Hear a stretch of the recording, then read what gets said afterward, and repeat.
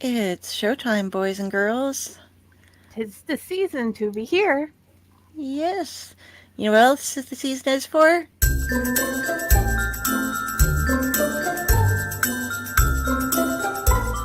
Are you tired of those boring, predictable gifts? Every holiday season, it's the same old thing. A pair of socks, that terrible holiday sweater, or how about that fruitcake? Oh, if I get another fruitcake, I'm gonna tear into someone's esophagus. Anyways, why not try something bold this holiday season? And nothing screams festive like a zombie Santa with your coffee. Bold, robust, delicious. Deadly Grounds coffee. It's coffee to die for and zombie approved. Why not get a little deadly this holiday season?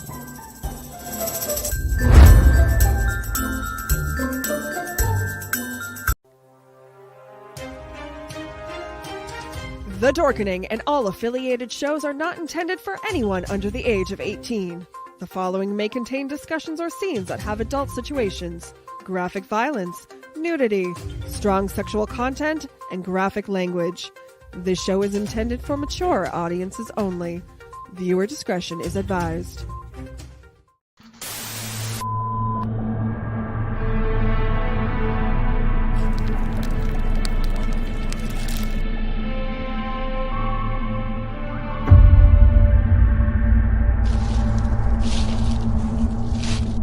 Before them stood the house of their nightmares. I dreamt of doors and shadows. You can't see anything. It is scary as fuck.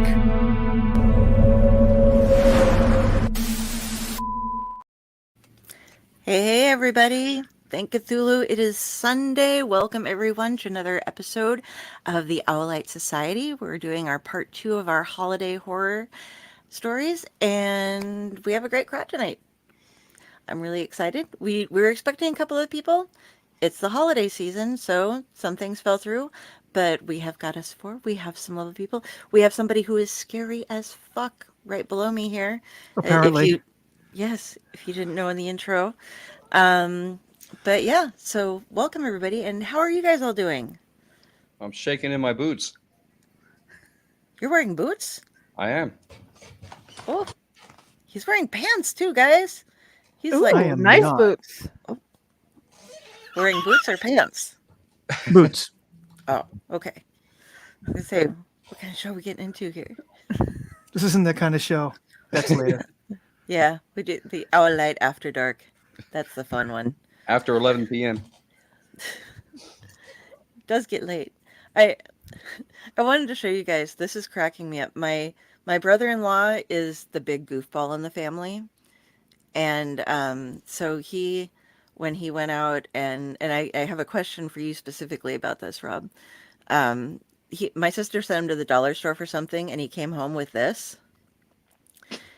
And so every morning he gets to put up with this, and she has like videos that she sends us from her Ring doorbell, pushing it up and like letting it blow up and like patting it around, and then he waves at it whenever he goes back inside and stuff. And you can see it from like the end of the block. But as you do morning rounds and you're out there, how many of those do you see that are deflated every single day that somebody Oh, has I to see keep them an all over the place, but not usually that big. That one's bigger than the house. Yeah. Oh, it is. Yeah. She was just like, oh my God, of course he would do that. I Because that's see. him. We have a couple of those in town that are, you could live in them if you really needed to. But mostly I see people who have whole like garden patches of them. And yeah, it looks fairly sad in the morning. Everything's all. That's kind of how I Charlie was in the Brown's morning just too. Yeah. I'm a bit that way. Well, actually, in the morning, I'm just flat because I don't get up until the afternoon. But You need some of that that's Deadly Grounds coffee to get you going. I do. I don't have any coffee right now, and I'm probably gonna end up calling and ordering some through like Uber Eats or something later. And it's sad because it's gonna be like you just spent $20 so that you could get iced coffee delivered to your house in the middle of the night, and I'm gonna be like, yeah, and it's December. I can do that. I think I'm getting money from somebody. Maybe I don't know. Oh, my I word. I know people But- who they get deliveries of just water. Water? Yep, Okay. it's just I water. It's not That's- stylish to put yours, either drink it from the faucet or put it through a filter. They just get water delivered. I don't know. I drink from the faucet. I'm okay. All the voices say so. And you The gotta water trust the tastes better voices, man. here. You gotta trust the voices. this one has to drink from. I have to leave a drip going in the bathtub. This has been going on since last year, since I had it on so that the pipes wouldn't freeze, and she would start hopping up in my lap, and I was like, "Why are you soaking wet? Did you just? Oh my God! Did you just go to the litter box and like miss and then jump on me?" And I was like, "No, you're cold and wet. What is going on with you?" And then I look, and there's a little bit of cat hair in the tub, and I'm like, she's freaking playing in the tub with the water. And so now, you can't let mom go to the bathroom in peace. So she'll just come in and hop up and sit there and be drinking from the tap. And then when I'm not in there, I can hear her like rolling around in the water in there. So I got her a fountain. I just haven't put it together yet. So I can put that in the tub because I know that she'll make a mess with it. But since she's already occupying the tub. This little spoiled princess right here. I mean, she's got her own chair. Goodness. Once she learned about being able to drink from the tap in the bathroom, she literally starts whining until I get up from my chair, go up to the bathroom, and turn the faucet on just so she can drink. I put water in her bowl, but she won't drink that. No, it's got to be from the faucet, or she won't drink.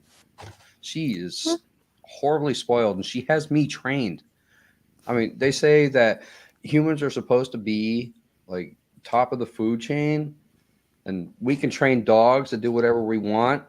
I'm starting to think it might be cats because cats are training us to do what they want. Oh, yeah. I get herded around if I'm not like, excuse me, this is the room where the wet food is, Mom. I know because no, Mom, Mom,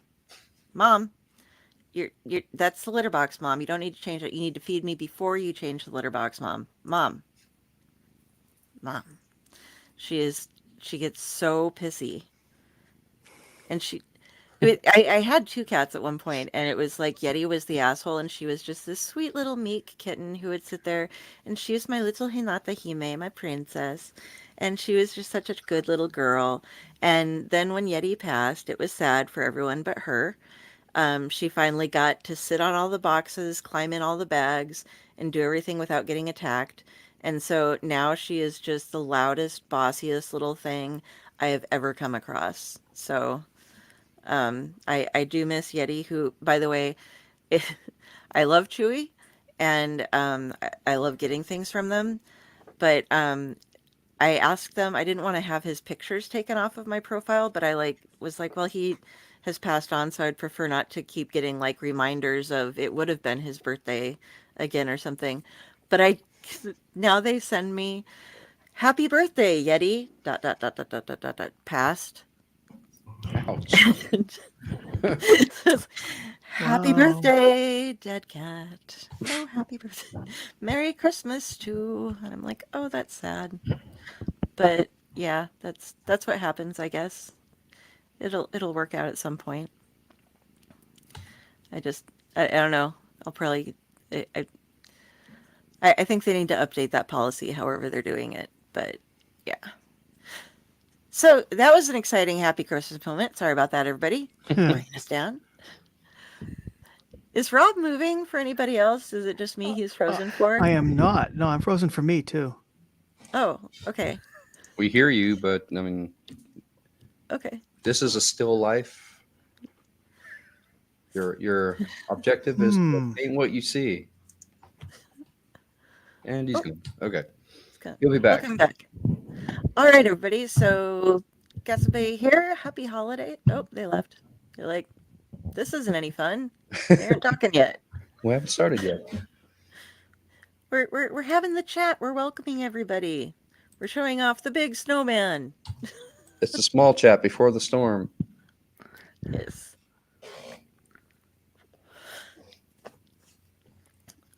What So about how are you, you? Friday? You're quiet up there in the corner. I'm alive. I am here. That's about it. And I have a wonderful husband who is taking care of the small people.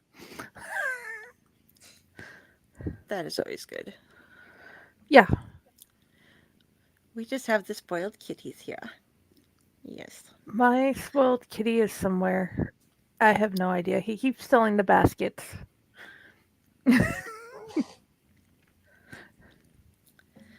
I have learned that this one uses well, no, I'm not going to get into that. That would We don't need to hear about litter box habits of cats. That would be a really bad way to do a holiday show. No. It is a horror story, but no. Let's talk about other horror stories. What? Let's talk about the other horror stories. Yes, I want to wait until Rob gets back so we can, because I don't want to not be able to add him to the chat before we get started. But we do have some horror stories for you guys tonight. While we wait, Hey, Tom Dog. Oh, I recently started watching the adaptation of Nosferatu by Joe Hill, the book by Joe Hill, oh yes. the limited miniseries that they created starring Zachary Quinto Okay. as Mr. Manx, Charlie Manx. And I have to say, it is quite good. I'm surprised that it has taken me this long to get around to watching it because I listened to the audiobook 2014, 2015, something like that. And I was absolutely enthralled with the audiobook. So now that it's Christmas time, I thought, well, let's revisit this. And it's just as good as I remember. Awesome. That's something I have to check out because I've recently become a Joe Hill fan. I was reading things of his that I didn't know were his, and then I didn't know who he was actually. So it was one of those like he's a really good horror writer, and then I was doing something about Creepshow, and it was like because he's in one of their latest Christmas releases or whatever. He has a story in it, and it was like, oh, that's why I know his name. Okay. Because I knew that Stephen King had children and that they all wrote, but I didn't realize that Joe Hill was one of them. So Mhm. it's like, okay, yeah. I He's didn't know that he was the son of Stephen King until after I actually listened to the audiobook and I found out. I said, that explains a lot. Yeah. I'm sorry, I missed the beginning of that. Which audiobook? Nosferatu. Okay. Yeah. But He is good, and I remember I listen to lots of audiobooks as well, and I what's the other one? The Fireman. I went to listen to The Fireman, and I was determined that I was not going to like it. It was going to suck because Joe Hill was. I have the stupid New England Yankee. He's riding on his father's coattails kind of a thing, and I don't know. I got like 6 hours in listening to it, and I wound up messaging my girlfriend going, I think I'm a fan. I didn't want to be, but I am. So if he ever hears that, hopefully he takes it as the compliment it's meant to be. Like, I really didn't want to like you, and I do anyway. So, yes, That- he's... I get that. Oh, hi, Pyle. I There's totally Kyle. didn't.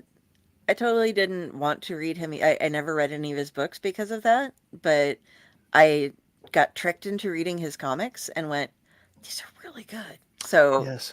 then I went back and got it was just a short story he did about I can't remember what it's called right now, but it was a train ride, a guy taking a train ride, and it's Wolverton Station, I believe is what it's called, Yes. for the train stops. And they're doing a new comic for that they're putting out. And so I, of course, went and read it, and then I was like, well, this is really good. I love it. So, yay. So now that we have Rob back, before we get going, just want to say, everybody, check out Brill Pro. This is Tom Dog. He is an awesome guy. He does another show. He is a part of the Owlite and a part of the Dorkney Network, and he does his show over on Channel X on YouTube, and you can also catch him, Tom Dog 247. I believe it's on TikTok and I think Instagram. I'm not positive, but yeah, go check out Tom. He is awesome. He does some great shows. He does a lot of reviews of things. He does some wrestling stuff. I'm not really into the wrestling stuff, but if you're a wrestling fan, go there. Check him out though. He does late night shows, so you can either catch them if you're a night owl or if you just want to watch them the next day. So anyway, this is a horror story hangout, and I think now that we got everybody hanging out, we're going to get started. We will not be doing comments during the stories themselves, so just hang out, and if you have something to say, we'll get it up after the end of the story. And I believe, Ron, you were going to go first tonight, correct? I believe so. All right. My question would be, what would you like to hear? I figured I would leave it up to you guys because I have a Christmas story that's not horror, and I have a horror story that's not Christmas. Oh, what do you guys out there think? Kyle, Tom, what's your votes? Let us know. Other person who I don't know who they are, let us know. I'm willing to give you either or. I think whichever one you're happiest with is what you should go with, but that's not giving you a vote. I'm happy with both, but in all honesty, the Christmas story is a lot harder for me to read because it is one of those Hallmark style tearjerker Christmas miracle type stories. Yeah, I have one of those. I didn't offer to read it. And it's the complete antithesis, and that word, antithesis of horror. Okay, well, Pyle says you can do the Christmas one, Okay. but he's happy with both. If you, Jenny, do you have an opinion? Friday. I have Like, put her on the opinion with spot. reading the one that is least hard to read. Okay. Yes. Yeah. Yeah, and I totally get that. I have what I think might be my best story ever, but it has to do with me and my son, and I cannot read it in front of people because I'm just gonna bawl. Mm-hmm. All right. So luckily, I guess I'm not the only one that has that kind of story. Yeah, you almost brought me to tears. Like, I had him last week, Rob. That was... Oh, If but you that's guys not really can't- that's not really a soft story. That's just a creepy, sad story. Yeah. Still a tearjerker, though. Yeah. Okay, well, it's up to you, Ron. What are you going to go with? Okay, I will go with the horror story. That, and it's also considerably shorter, so it should be a lot quicker. We're putting Rob on the spot for all of our time tonight. Awesome. All right. All right. Ron? All right, this one's called A Late Night Phone Call. I woke up to the call of nature, putting pressure on my bladder, the effect of last night's indulgence of Angry Orchards and Red's Wicked Apple with my girlfriend Tommy, taking its toll. I sat up and looked over. Tommy was lying on her side with her back to me, her face nearly pressed against the bedside fan. It wasn't a particularly warm night, but the cool breeze blowing on us helped us both to sleep. I placed my feet on the floor and was about to stand up when my phone on the nightstand began to vibrate. I looked at it. It was an incoming call. I checked my watch. The indigo numbers on its face read 2:58, almost 3 in the morning. Who would be calling at this hour? I picked up the phone and looked at it. It continued to vibrate in my hand. The name on the caller ID showed that of my girlfriend, Tommy Lynn, calling for a Facebook Messenger video chat. What the fuck? I looked over at my girlfriend, still lying beside me, face to the fan. I looked back at the phone. Incoming call from Tommy Lynn. What the hell? Whatever urge I needed to relieve myself disappeared in that moment as my brain threw off the dregs of drowsiness to figure this out. Maybe someone had hacked her account? If so, it was way too late for someone to be pulling a prank. Whomever was calling was about to get a nasty earful of my wrath. I tapped the green answer icon. It was dark in my room, so the only light came from the phone itself. It took several seconds for the video to connect, but when it did, I was further confused. There, on the screen, was the face of my girlfriend. Short cropped brunette hair with blonde highlights, green eyes, and a look of panic. Again, I looked in the bed beside me. Sure enough, the form next to me was the same as what was now showing on my phone screen. Tommy? I said somewhat shakily. What the? Before I could get another word out, the face on my phone screen spoke hurriedly. Don't hang up, she said. This isn't a joke. I have something important I need to tell you. But you're here, I said, still not understanding what was happening. I know, she responded. I need to tell you you're in danger. I need you to listen. Okay, I said somewhat hesitantly. I need you to check and see if I'm still breathing. My heart froze in mid-beat. What? I tried to stammer out a response. Still breathing? Just do it, she said frantically. We don't have much time. Cautiously, I turned to the dormant body lying next to me. With the phone in one hand, held so phone Tommy could see also, I used the other to roll over the motionless form. When I did, my heart skipped several more beats as it leapt up completely into my brain, causing the two to collide and derail like an instantaneous train wreck. Her face was death white, her eyes wide open with a look of sheer terror frozen in them. Her mouth hung open as if locked in an eternal scream. Tommy, I stammered, shaking her. It's too late for that, interrupted phone Tommy. That's what I was afraid of. There's nothing you can do for me, she said, trying to avoid the obvious confusion I already felt. I need you to listen very carefully. I don't have much time left. Tommy, what the fuck is going on? I cried as I tried to choke my heart back down in my chest, only to be blocked by a well of tears that seemed to move up from nowhere. Look, she said, trying to sound as calm as possible. I suppose her attempt at trying to keep me calm. Do you remember me telling you that I used to dabble in witchcraft a little bit? Yeah, I answered, though not really sure where this was going yet. Well, I may have under-exaggerated. I was actually really heavily into witchcraft. What? The confusion I had already been feeling was now hitting like a jackhammer and not letting up. Remember how I told you I had lost my mother to cancer? Yeah, I said, I remember. Finally, my brain latched on to something other than confusion as random flashes of memory fought their way through my neural pathways. Tommy Lynn and I had not been dating very long when she first came to me and told me about her mother. She had been admitted for acute stomach pains, then told they had found something, as the doctor put it. A biopsy showed that it was in fact cancer and had spread. When they tried to operate, she had bled considerably, to a point where the tumor was inoperable without the very real possibility of death.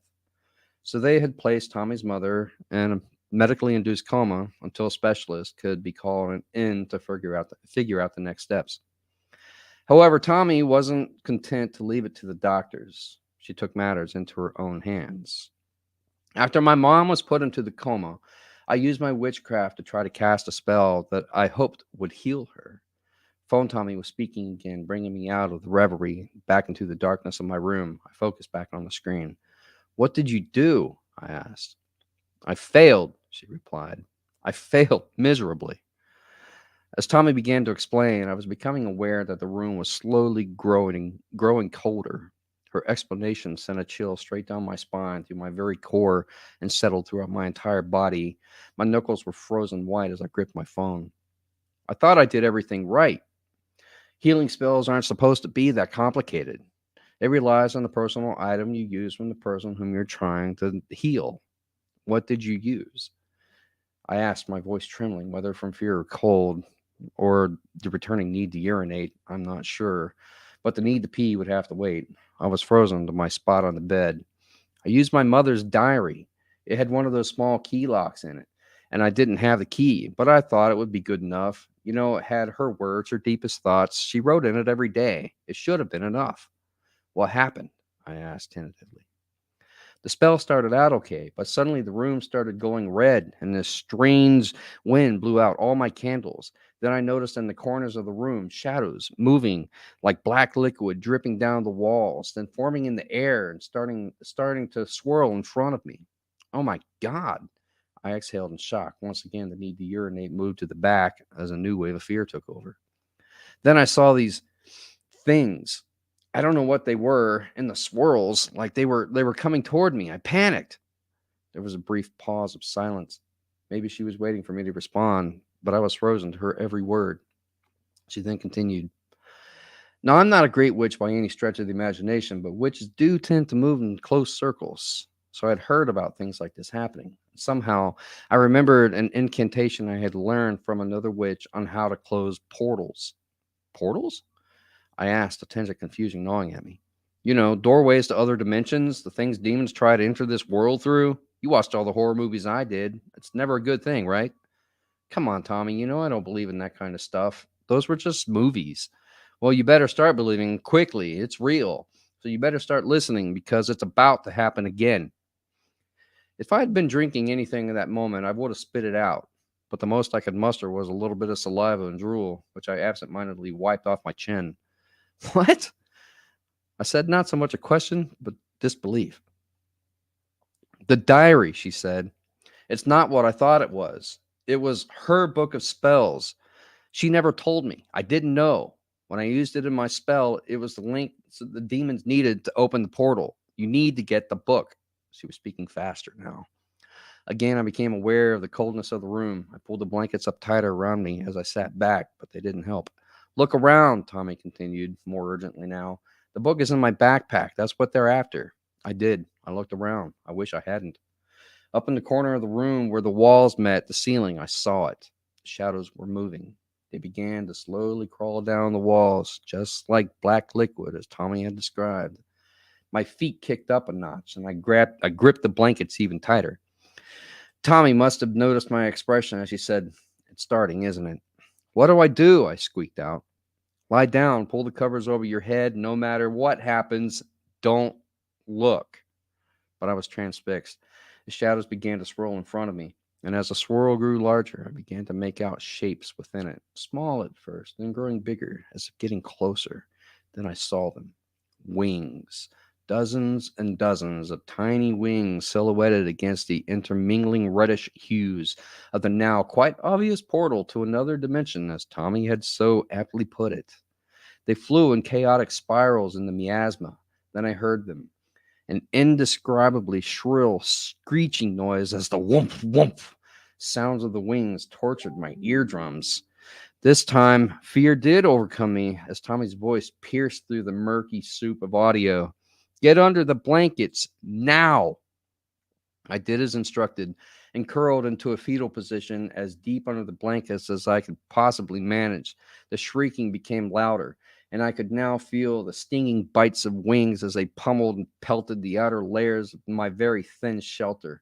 I think I cried. "Don't look," Tommy said again. Her voice was much calmer and softer this time. Thankfully, I still had the light from the phone keeping me company under the blankets, and her face was passive. She began to speak some unknown language, random guttural sounds to my ears, but quickly forming into a rhythmic pattern. The incessant whumping of the wings against the outside of my blanket shelter seemed to be decreasing. Without thinking, I pulled back the blanket just a tiny bit and looked out. God, I wish I hadn't. This thing, whatever it was, this demon, was sitting on top of the lifeless form of what used to be my girlfriend. It had an elongated head with a sharp, beak-like mouth of pure black and evil, and rows upon rows of the ugliest and nastiest teeth I could ever imagine. And held within those teeth was an eyeball. The stringy, bloody tendons of the optic nerve still connecting it to the eye socket. Then a sharp snapping sound, and the eye ripped away violently as the demon gnashed greedily and swallowed it. Oh, God, it was eating her fucking eyes. Then the demon seemed to become more aware of my presence, watching it as it turned its glowing, fiery gaze on me, a look of pure, menacing evil, and I think it even smiled, if that was possible. "Don't look!" I heard Tommy's voice shouting at me. How long she had been shouting, I don't know, but somehow her voice reached through the cacophony and took hold in my brain. I retreated back into the blanket cover. Now I know I was crying.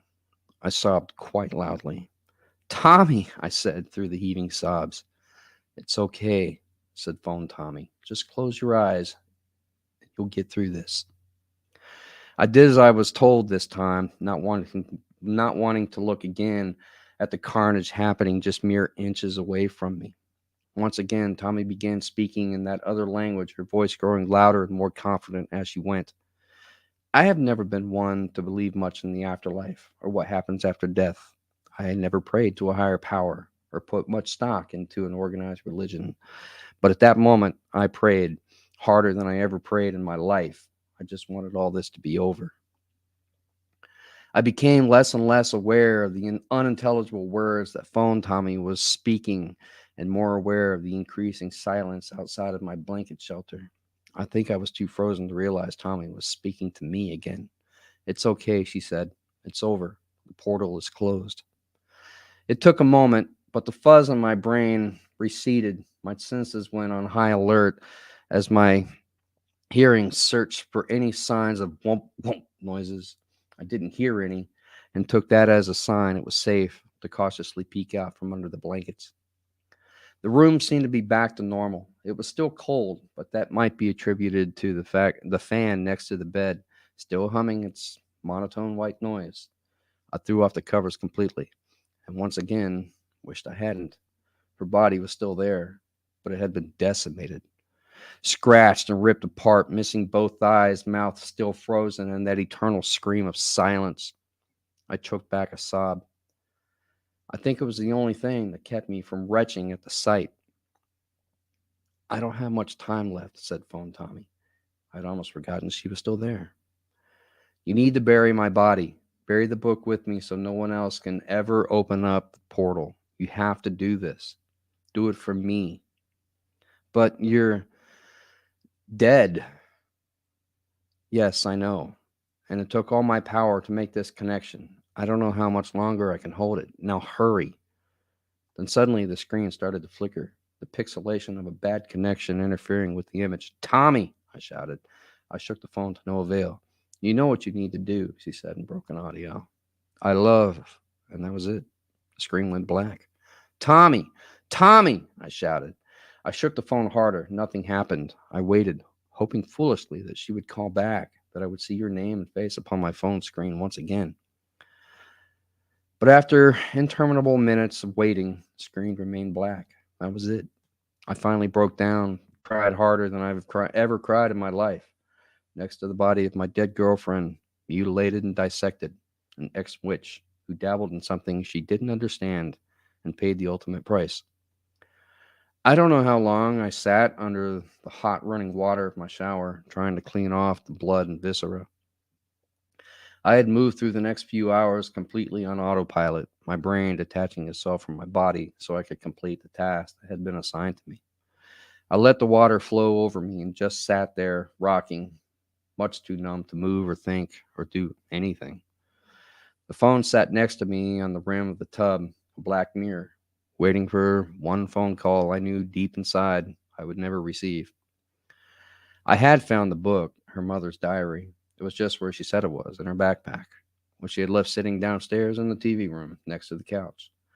I realized that maybe why the demons had targeted her here at my place, because she had the diary with her. And it did have the gold lock, as she described, but it was small. Tommy might not have been able to unlock it, perhaps respecting her mother's privacy, but we were long past that. I pulled hard, and the small lock broke off in my hand. The book fell to the floor with the effort. The pages fluttered open as it landed. There, in the pages, I saw things no human, no mortal being was ever meant to see. Symbols and images that once again brought those waves of fear freezing over me. I gingerly picked the diary up from the floor and thumbed through the pages. It was a diary of sorts, as it did contain Tommy's mother's words and thoughts, but it was so much more than that. There were also spells and ingredients for spells, incantations. It was a witch's journal, a textbook, with all of her accumulated knowledge. It was also filled with inked out drawings of ritual patterns and pictures of things I couldn't even begin to describe. Then, within the very last few pages, I saw something that once again brought that familiar wave of paralyzing fear to wash over me.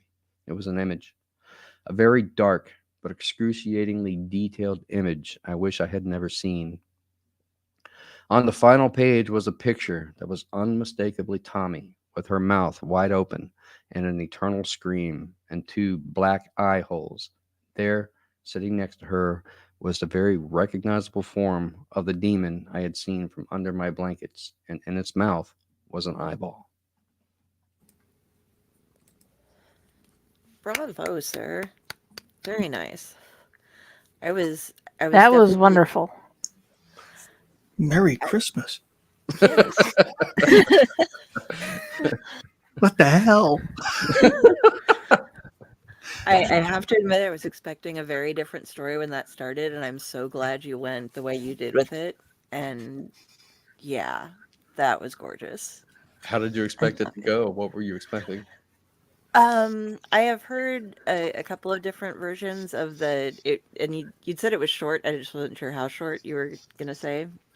But she's laying beside me, and she showed up on my phone, and it was somebody else sitting beside me, kind of thing. But you didn't go there. You went way further. Oh yes, not only is she beside you, but just her corpse is. But she's there. No, I love that. The whole family witchcraft thing worked out really well.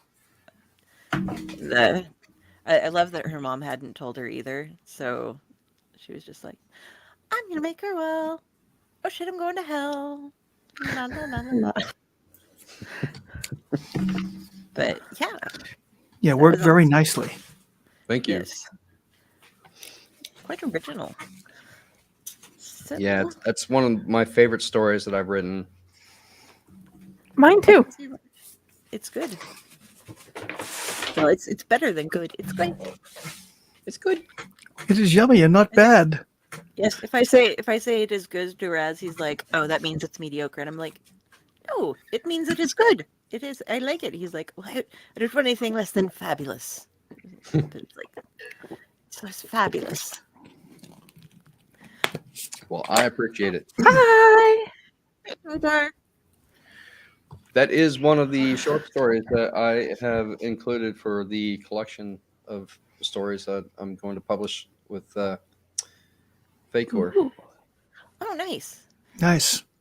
And that is, have you guys set up a date for when that's coming out yet? Is it just in the future kind of thing? He Or said February. That's all I know. So we shall see. okay, I'm not in a rush. You know, I've waited 50 years to publish a book, so a little longer ain't gonna hurt. all right. Well, we will keep tabs on that and let you guys all know when you can get your little hands on it. And probably have excited a about it. special- I'm looking Be forward to it. everywhere. Yes, Me too. you will see it advertised everywhere because that is what we do. We bring you storytellers. Jenny's in charge of it, so it'll be there. Our gal Friday. That's what Yep. we like Yes. to call her. She does everything. So, we were letting Ron go on first because he has to get up really early in the morning. So if he 4:30. happens to, if he drops out, we got his story. Everything's okay. Don't worry about him. He's getting some sleep. Want y'all know that, but y'all keep tuning in because we all have stories. And Rob, you needed to go next, correct? Sure. I'm also getting up at 4:30, but I don't sleep very much. So Well, we'll save you, half an hour from Yes. Jenny stories. But okay, and everybody, as if you haven't been on here before, I'm not going to run the banner unless we need to, but we do comments, as I said, between stories. So sometimes I run a banner. I'll only do it if I need to because it takes up the bottom of the screen. But we are moving on next to Mr. Rob Smales, and he has agreed to do a nice long story for us this evening. Oh, okay. I So, was gonna say I have an option, but now I don't. So okay. oh, Oh, you have an option. you have an option. We won't take away your options. No, that's either one's fine. Okay. I kind of prefer to do an entire story if possible, but lots of times Yeah. it's not. The excerpt was from a 12,500 word story, so that would be long.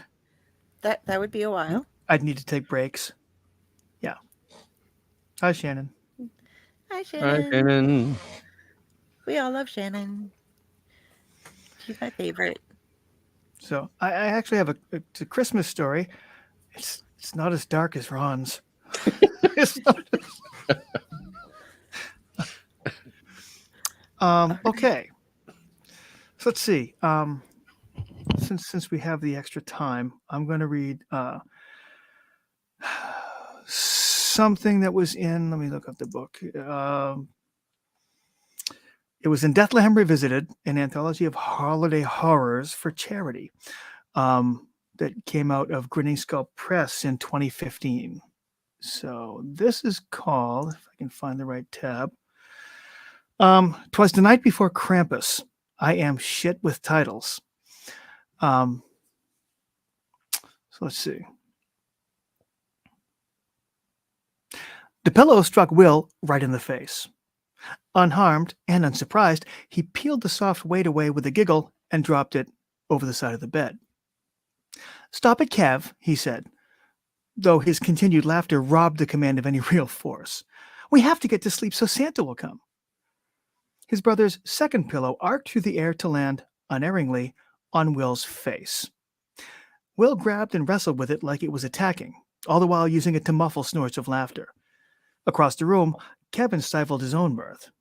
And Santa may have been able to see them while they were sleeping, but they didn't want Dad to hear that they were still awake. With that sobering thought, Will lobbed the pillow gently across the room, aiming for Kevin's feet. "We really do have to go to sleep. I don't want to miss out on Santa because I'm still awake when he comes by." He rolled onto his side to emphasize the point, turning away from his older brother. He curled his legs underneath him and jammed a knuckle into his mouth, biting it to make sure he stopped giggling. For almost a minute, the only sounds were made by Kevin, stealthily retrieving that first pillow from the floor. Then, so low Will nearly couldn't hear him at all, Kevin spoke. "You know, Santa isn't really coming tonight." A chill that had nothing to do with the cold wind blowing past their bedroom window touched Will's heart. "What do you mean?" he whispered, the words sounding harsh as he flipped about to face Kevin. "I've been good. Me and Mom went over my list, and she said I didn't ask for anything too big. I asked the helper Santa we saw at the store, and he said I've been good, and I even sent a letter to the North Pole and got a letter back saying I've been good. What are you talking about?" Kev sat up in the bed, the dim glow of the SpongeBob nightlight enough to show his serious expression. "It's not you, dude. You didn't do anything wrong." The tightness in Will's chest started to relax, but that chill turned into a belly full of ice at his brother's next words. "It's just Santa isn't real is all." Now, Will was just 6, but Kevin was 10, and he knew things no 6-year-old ever knew. Will learned a lot from just watching and listening to his older brother. Mom told people he looked up to Kevin quite a bit, and that may have even been true. But Kevin was still a 10-year-old and an older brother. He was not above playing a trick or three on little brother from time to time. In fact, had anyone ever asked Will, not that they ever did, but if they did, he would have told him his older brother's main source of entertainment was playing jokes and tricks on Will. "That's what it has to be," he thought. "A joke. He'll laugh in a minute and tell me I'm a doofus." But Kevin didn't say anything. He didn't poke Will, didn't throw the pillow again, didn't even smile as far as Will could tell. He just lay there, looking at Will. Finally, Will could take no more of the silent stare. "What are you talking about?" He tried to keep his voice from doing that scared little quivery thing, but he heard it in there anyway. Of course he's real. But Kevin shook his head before Will had even finished speaking. Not fast or excited or angry or anything, but slow, like their dad did when something was really serious. No, he's not. It's Dad. For just a moment, Will pictured their father at the North Pole, wearing the famous red suit, the front of it stuffed with a big soft pillow, giving last-minute orders to the elves loading his sleigh. Mom, too, Kev went on, but it's mostly Dad, I think. They get the presents and stuff, and he sneaks them out there after we go to bed. Then in the morning, they just tell us it was Santa. That's not true! It was a loud, angry whisper, only a half step away from shouting, really. Mom told me there's a Santa Claus, and she wouldn't lie. Not like you. Kevin was unfazed. You remember last month when Mom took you to see Dr. O'Shea? When the doctor said you had to have a shot, what did Mom tell you? Will's face felt warm, and his eyes felt hot, and that flippery thing hanging down at the back of his throat felt huge and choky. He swallowed twice, moving that big choky thing around a bit, then took the biggest chance he could recall taking in his whole young life. I don't remember. He'd forced a lie out past the choky thing. A lie on Christmas Eve, when Santa, he's real, I know he's real, was sure to be watching. Kevin wasn't fooled for a second. I was there, remember? She said it wouldn't hurt, didn't she? Will nodded, slow and miserable. Did it? Well, it had hurt. It had hurt like a hot coal on his arm, like 100 billion mosquito bites all at once. And he had yelled and cried and hadn't stopped until they left Dr. O'Shea's office and went up the street for ice cream. But he'd already lied outright, right there on Christmas Eve. Will didn't think a small fib would hurt him at the moment. A little. Kevin was nodding along with him now. So she lied about that. Will said nothing. The stupid choky thing in his throat probably wouldn't have let him any, even if he tried. And if she lied about that, then she could be lying about this, right? Will wasn't nodding his head anymore. He felt tired, exhausted, the way he always felt after a great big cry, the kind with snot bubbles and the breathing, the kind of cry that usually went on until Mom hugged it away, even though this time he'd swear only a couple of tears had rolled down his face in the dark. He flopped away from Kevin, lay flat on his back. His eyes felt like a thumb in the cartoon when someone's hit it with a hammer, all swelled up and throbbing. He could hear them throbbing, just like in the cartoons. He forced the lids down over his cartoon thumb eyes, even though that squeezed out new tears that ran down across his cheeks and made cold spots on his ears. Mom didn't lie. He's coming. The voice didn't sound like his own at all, and seemed to quit before the words were out, making coming sound like Kopic. He still heard his cartoon thumb eyes throbbing, and that might have been why he didn't hear Kevin moving. But the next thing he knew, there was a hand on his shoulder. It was a hand that had pinched and poked him, even punched him once, a hand that occasionally gave out the wickedest Indian burns, but this time Kevin's hand gave nothing more than a gentle shake. Hey, Will, I'm not trying to be mean. It's just the truth. Will pulled away from the hand, turning toward the wall and pulling the covers up over his head. It's not. Mom didn't lie. He sniffed prodigiously. You're just trying to trick me, and that's dumb, because it's Christmas Eve and Santa's watching. You're going to wind up on the naughty list for sure. The hand found his shoulder again. You're going to have to learn this sometime, and I'm getting kind of tired of pretending. You think I'm lying? That I still believe in Santa? All right. Come on, I can prove it to you.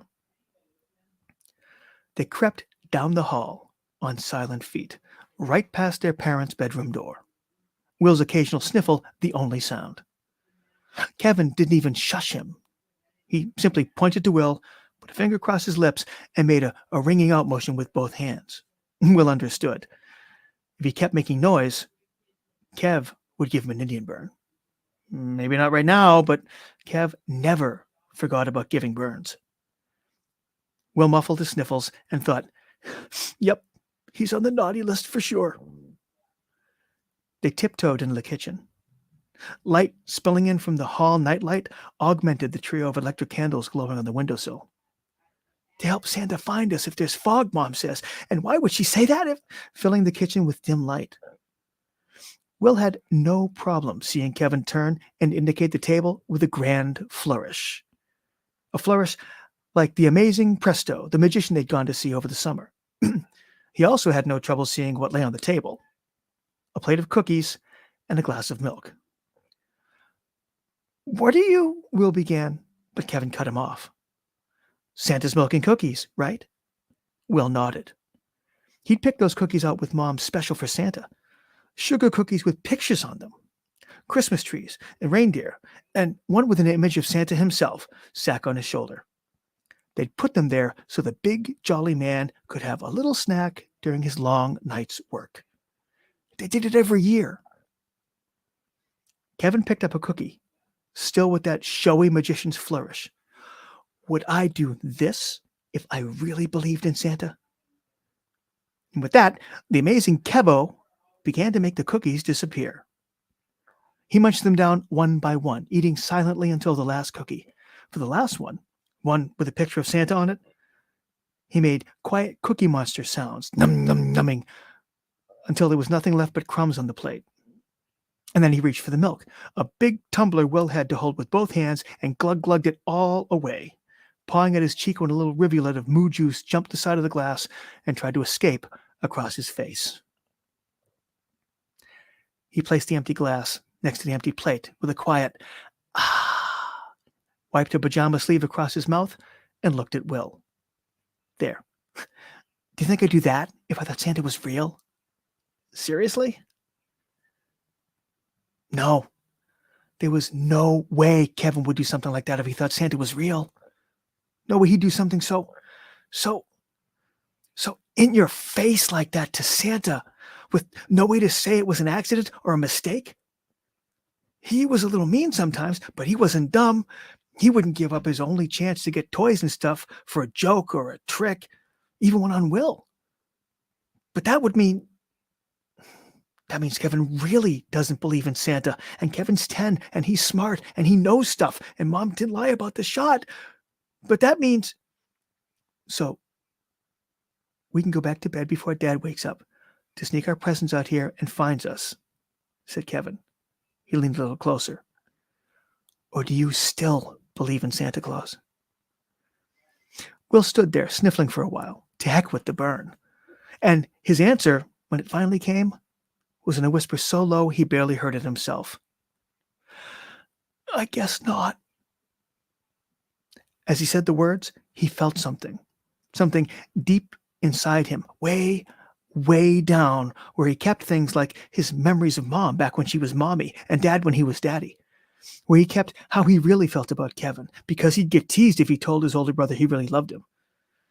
Buried deep within his willness, where he kept all the important things, he felt one small, fragile thing, as brittle as a crystal snowflake, break with a silent snap.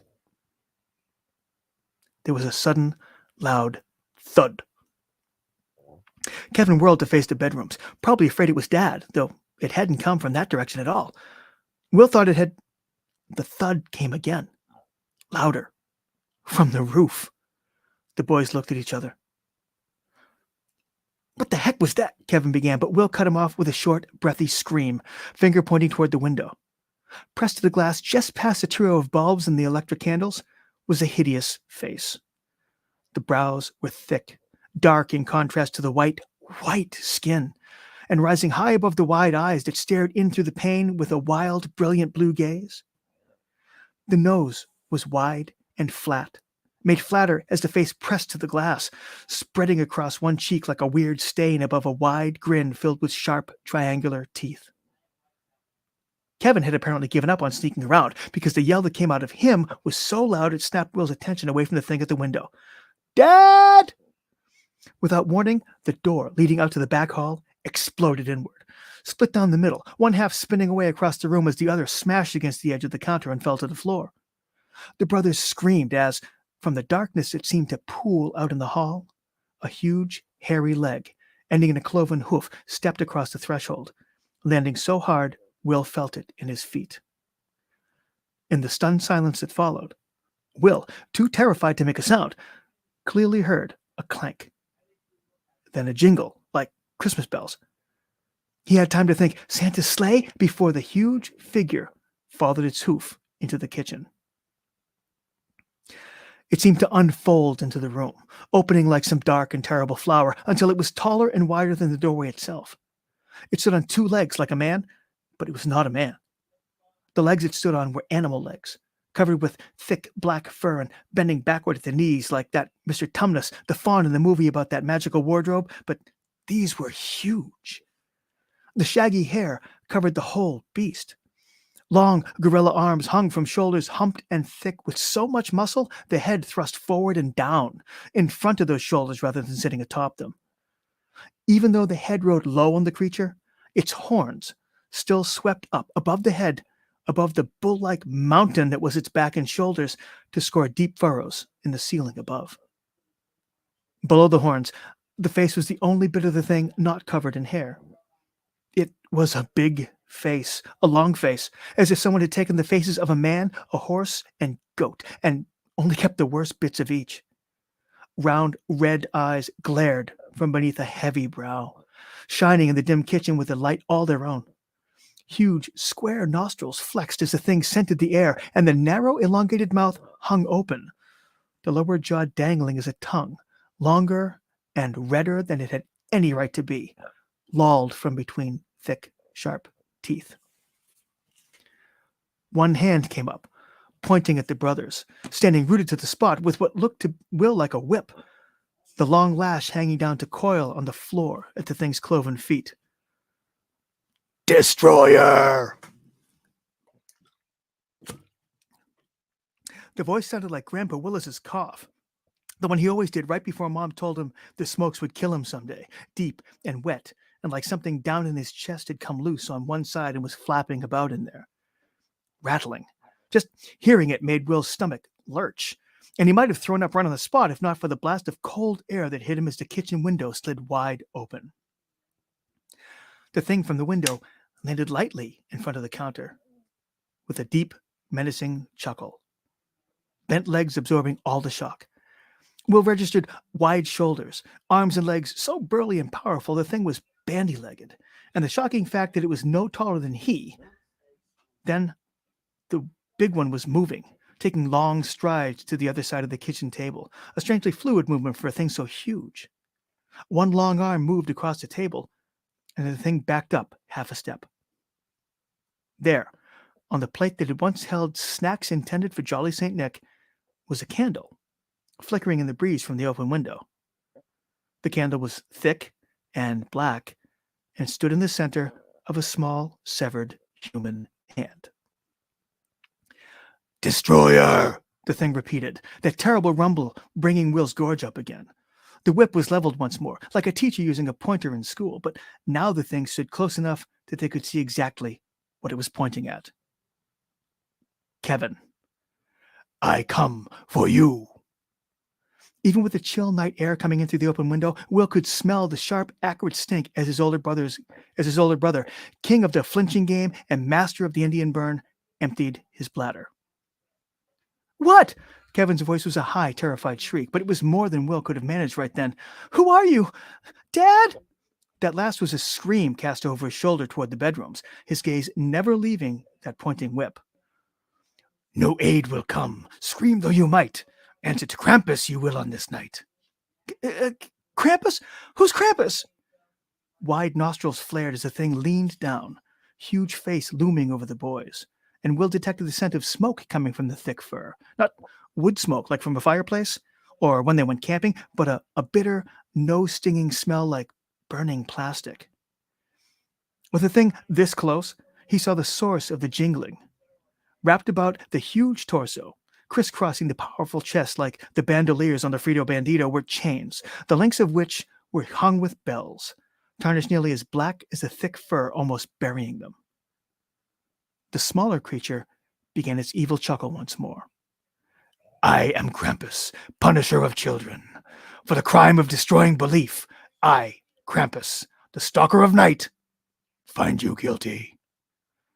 The hand, now empty of the candle, reached to the chain wound about its waist and pulled loose a large canvas sack.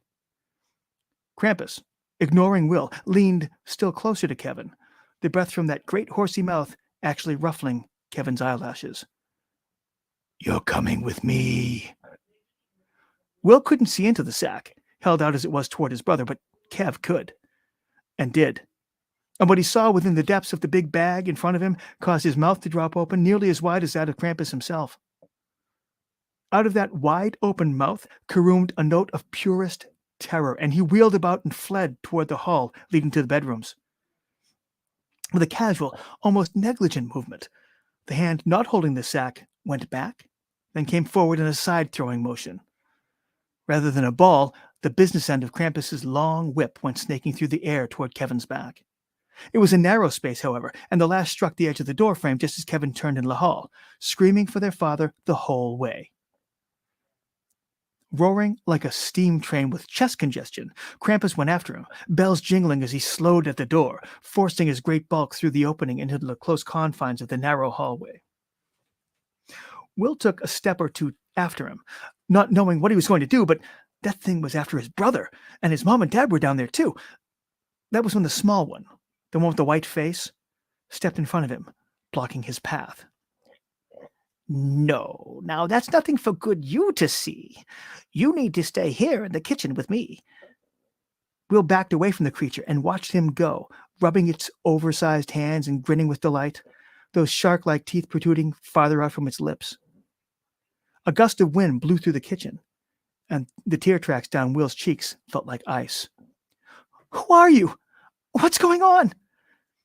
Those blue eyes, so pale they were almost white, lit up, and the wide smile widened, that jagged grin letting out a high, sing-songy voice. Santa you know, for he brings about toys, but Krampus, he comes for the bad girls and boys. And just as Santa has a helper, an elf, I come along to help Krampus myself. But why? To his surprise, the ugly little man did a happy little dance. Will noticed then that though the creature was dressed all in gray leather, his two big feet were clad in white Nikes, and answered him. The Krampus has come to cause pain, to cause grief, and all of it based on one small thing, belief. And before you start cursing the thing that we do, you should know the believer who called us was you. Will gaped at the sneaker-clad horror. Me? I didn't call anybody.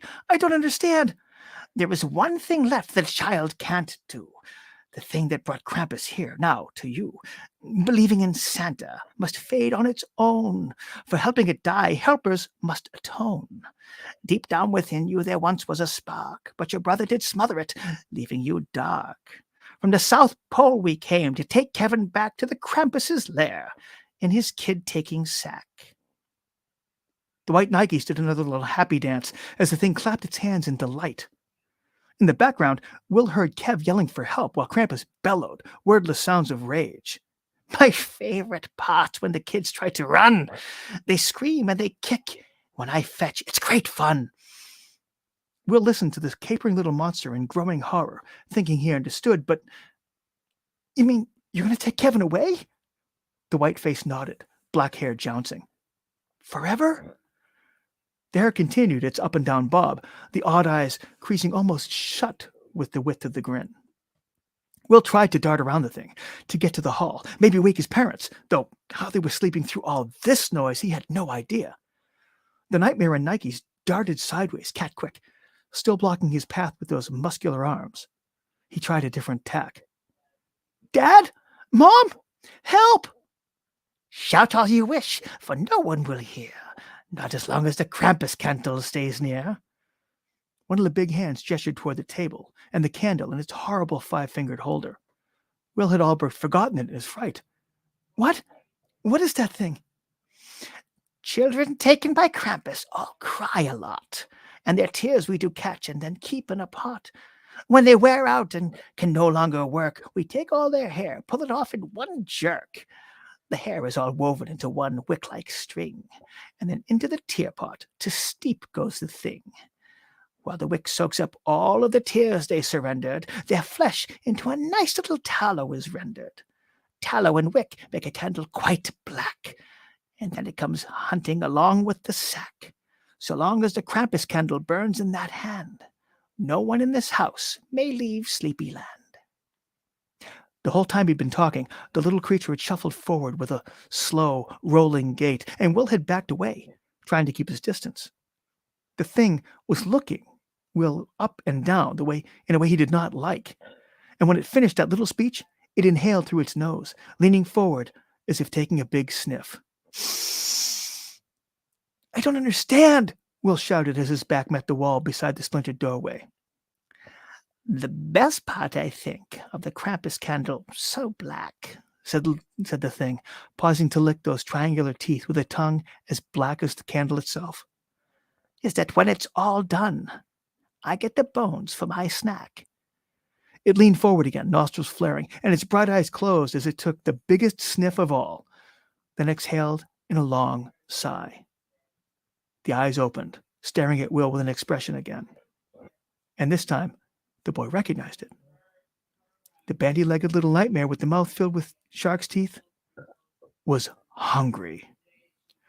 "Winsel!" The eyes popped open, mouth snapping shut so fast the teeth nearly cut off that flopping black tongue, as the menacing little figure stood straight and spun about. Will looked past him to the dark, hulking form of Krampus, red eyes wide with rage, squeezing his way back into the kitchen.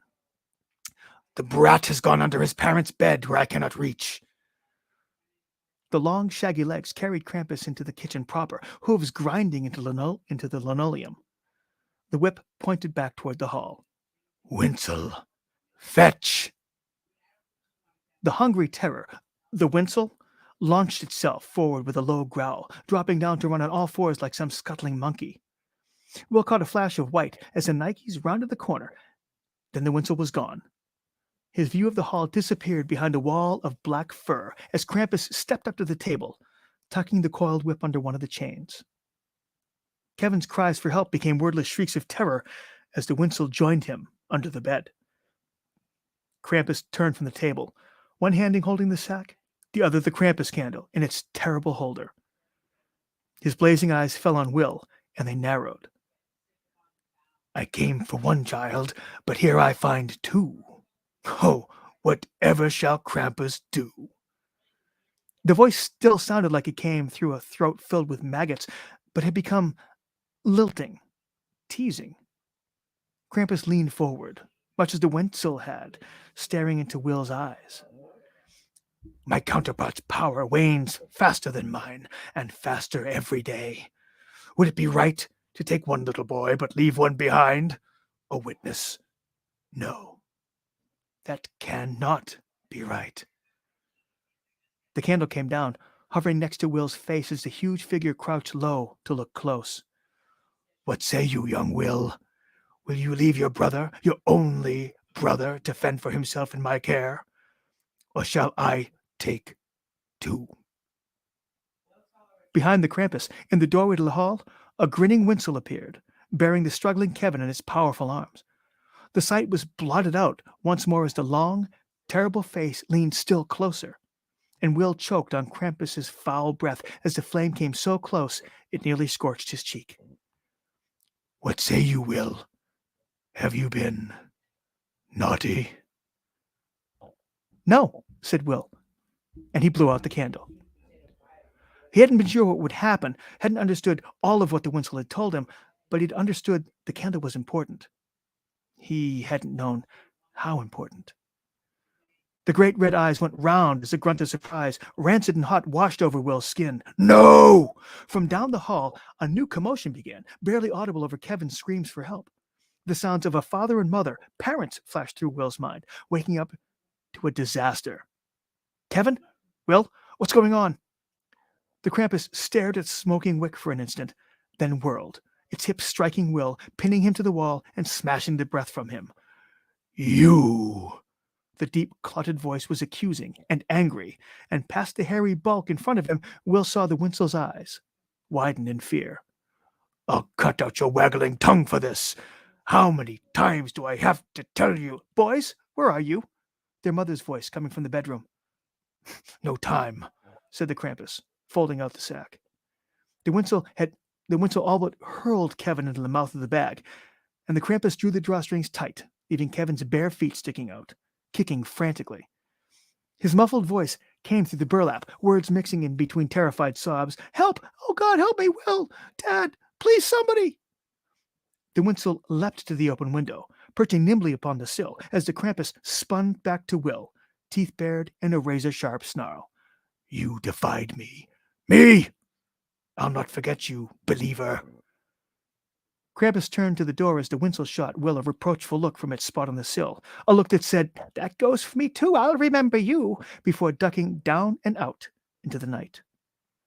A cyclone suddenly hit the kitchen, a hurricane, all the wind blasting out through the door and window. Outside the window, the Winsel disappeared, while in the kitchen, the Krampus ducked his head and was blown right through the door by the great exiting wind. The smashed flinders of door were caught up by the blast, flying through the air, the larger pieces bouncing along like big wooden tumbleweeds. As the last of the cyclone left the room, the door reassembled itself right in front of Will's eyes, all the pieces sucked into place by the wind and then slamming shut like a plug in a drain. Will heard a faint cry and looked to the window.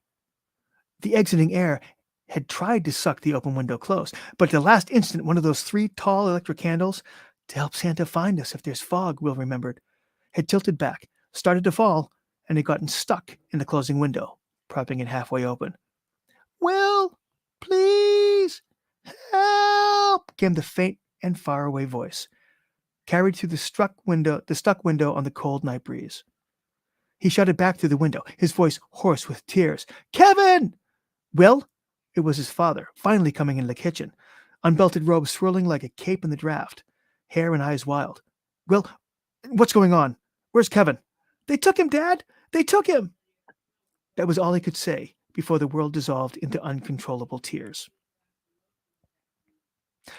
The rest of the night went by fast and slow at the same time. Dad yelling and crying, Mom hysterical, neighbors in the back hall, the same hall that Krampus had used, wearing concerned faces. A man in blue doctor gloves listening to his heart and putting that super tight cuff thing on his arm, shining a penlight in his eyes. Police in the kitchen, dusting this and collecting that. A man in a suit who showed Will a badge and asked him questions. And Will tried to answer the questions, but the man didn't want to hear his answers. Another man, another suit, another badge. The same questions. Will gave the same answers. I can't get anything out of this kid that makes sense, said the second suit. Paramedic said he's in shock, said the first suit. Let's just let him rest. We can try to question him tomorrow if this thing hasn't resolved itself by then. Then he was in bed, listening to police and parents, all talking and talking. It felt like forever. Mom had hugged him, kissed him. Dad, too. It had all been good, felt good, and he had been comforted, but he still lay awake. Deep down inside him, buried inside his essential willness, he stored the hugs and kisses from tonight next to the memories of Mom when she was Mommy and Dad when he was Daddy. And down there, as deep inside himself as he could go, he put the memory of Kevin in a sack and screaming.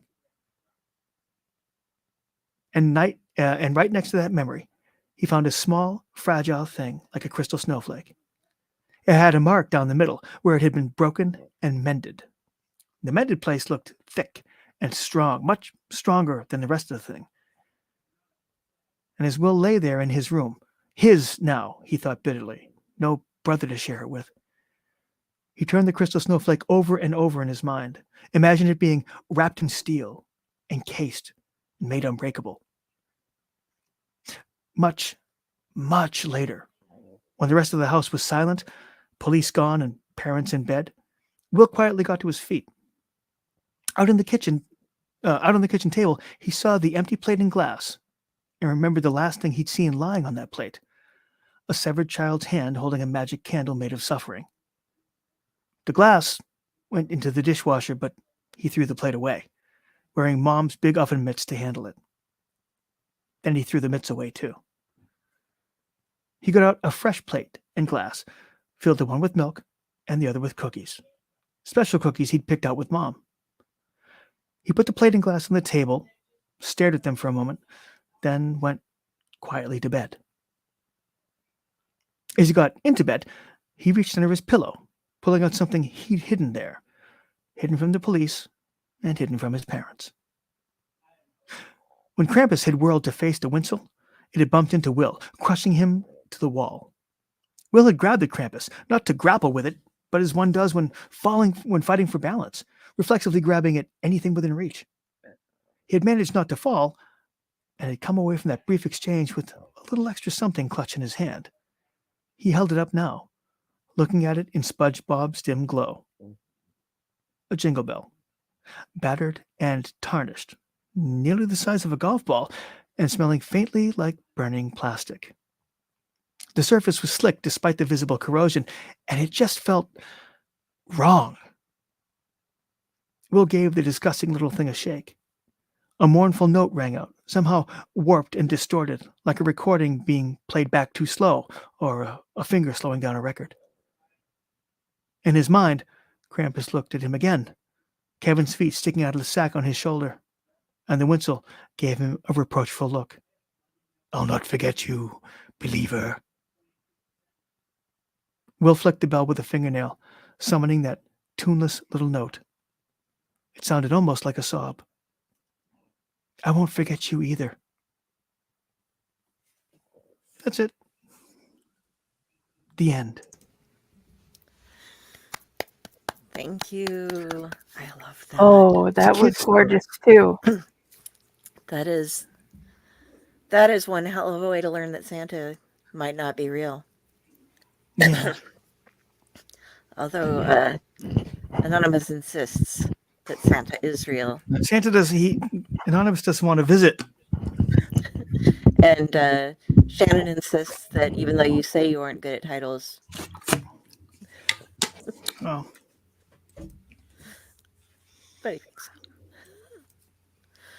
But no, wow. I love the way that you described Krampus, the whole like how he unfolded into the room and all of the detail that you put in there. Thank you. And I also love how you have that talent for speaking in kids, getting in kids' minds and describing things how they would like. I'm just a big little kid. Really, You're very good at it. I live on Milk Duds because I can. Thank you for not ever fully growing up. We appreciate that. You're welcome. I plan to continue the trend. Awesome. So that could be found in which book now? Wow, Deathlehem. I got to look it up again. I'm so terrible with friggin' titles. Deathlehem Revisited. Okay. Bethlehem Revisited. Yeah, I will try to find that and put it into the show notes. out of Grinning Skull Press. Okay. And if you guys need to get going, we can let you go. I'm not sure if it's past your bedtime or not. I can hang for a bit. Okay. So I'm thinking, Rob, that this story, it sounds like it would make a really good intro to a Krampus style movie where Will grows up, becomes hardened, becomes very cynical, but his belief never wavers, and his whole thing is he's been searching for Krampus his entire life in order to try to get his brother back. So he becomes kind of a like a private investigator of sorts, where he's traveling around the world trying to find bad kids just for the purpose of trying to track down Krampus or to accost Krampus one more time. I have a novel mapped out that sounds an awful lot like that, except he doesn't wait until he's an adult. Nice. But I haven't. It's been since 2015, and I haven't followed up on it. So I understand that feel. So we may get a chance to see Will again in the future. Maybe, yes. I don't know if maybe this is the kind of thing you should leave to the reader's imagination and let them continue the story themselves. Could be. We'll see how lazy I am. If it work up the energy, I'll tell the rest of what I have in my head. If not, y'all can do the work. That's fine with me. I'm good. All right. I liked it a lot, especially when you talk about his inner place of willness, where he keeps all of the things that he doesn't tell anybody else, and I really love that imagery. It reminds me of the mind castle concept. This is his own mind castle where he Yeah. keeps I, in my head, it's not something that's normally as conscious as a mind castle would be. Mhm. But I was trying to capture that little private place inside ourselves where we keep all those things that when we're adults, they surprise us. Like a little key phrase, a little keyword can bring you back to, hey, something that happened when I was 5, and still trapped inside, and you forgot all about it until like right now. But that seemed like a really broad concept to try to work into a short story, so I wasn't trying to minimize. I You did like really it the way you told it. Oh, Yeah. thank you. I very much enjoyed that. Thank you. You're just always spot on, Rob. No pressure. That's great. No pressure at all. That's great. Okay. Bye. Okay. So, Jenny, do you want to go next, or would you like me to? 2 seconds. I think I'm having internet issues. Okay, let me fix one thing, and then I will happily go. Okay.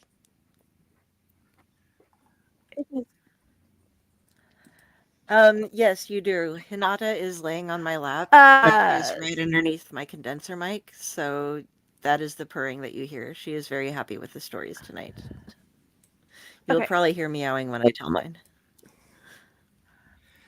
Of course, Shannon would pick up on the purring. Okay. Okay.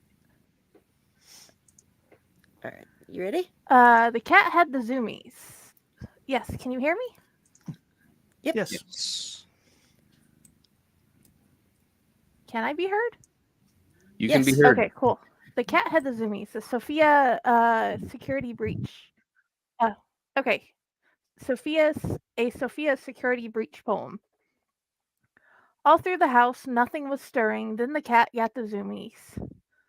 All but one person decided to ignore it. She noticed a suspiciously shaped present under the tree when she went to pee. She crept in the living room, as quiet as she can be. She picked it up and crept to the couch. She opened it quietly as possible, snuck up to the TV, stuck it in the system below, back to the couch covered in a warm fuzzy blanket. Turned the volume down low. She rocked out with the band. Oh no, the bear glitches. He awakes confused. Now a boy talking from his stomach. The boy is so frightened. She is thankful for subtitles. Mom may be mad or she may laugh. No way to know yet. Can the boy get past the guard? The big bear will help. She sees the bandmates doing their thing in their rooms as she looks for the pass, hidden in a bear stand-up. She finally finds it and gets her bear friend. They set off to find a way out, trying to stay away from the crazy lady. She is so close. They hear her at the bottom of the stairs. They can hear her. Friend bear thinks they need first aid, but she is down there. He insists they go away. He insists they go anyway. She catches them and sends them back to the room. Oh no, battery is low. Must recharge. So they go off on their own. Down the underground path they go, just her and the boy. It's the bird. How do they get past? The bird screamed in her face. She screamed so loud, she sat there shaking. Two arms grabbed her and pulled her into a lap. Mommy has her and she is safe. Baby girl, it's okay. I have you. Mommy hugged her tight. She stopped shaking and smiled. I love my Christmas present. It's scary and fun. Next time, play while we are awake. She looked up to see Daddy laughing above them. How's my monster? He asked. Better now that I'm not alone. I forgot I was playing a game. I felt like I was the boy. You're fine. You're not alone. Her sister and little brother came in the living room while she was calming down on Mommy's lap. Time to have Christmas Day and try after the rest of the presents are opened and some breakfast. And that's my poem. Yay. I've done that before. Forgotten that I'm playing a game or that I'm not living a game. I once did try to cross traffic by hitting an invisible space bar in front of me, thinking it would make me fly over it, and I almost walked straight into the street. That would be bad.